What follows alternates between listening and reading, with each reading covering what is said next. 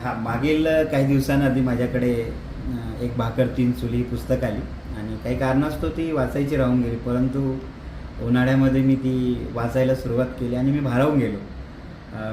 आपण नेहमी असं म्हणत असतो, की आपण खूप भोगलं आहे, आपण खूप त्रास सहन केला आहे. परंतु त्रास काय असते किंवा भोग काय असतात, हे या पुस्तकातील पात्र जे आहे पारू हिच्याबद्दल जाणून गेल्यावर आपल्याला कळते, की आपण तर काहीच नाही.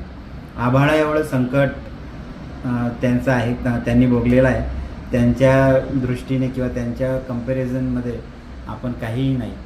तर ही पुस्तक वाचून मला प्रचंड म्हणजे असं मला वाटलं, की आपण तर खूप सुखात जगतो आहे, खूप आनंदात आहे. या पुस्तकामध्ये पुस्तकाचे जे लेखक आहेत देवादादा झिंजाळ, असं वाटते की त्यांनी आपलं काळीज या पुस्तकाच्या प्रत्येक पानावर ठेवलेलं आहे आणि त्या काळजाचंच खरं म्हणजे अक्षरात रूपांतर झालेलं आहे.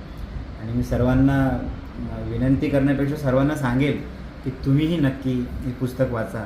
मी आज परत 2 प्रती घेऊन चाललेलो आहोत. माझा एक मित्र आहे, त्यांना मी हे देणार आहे.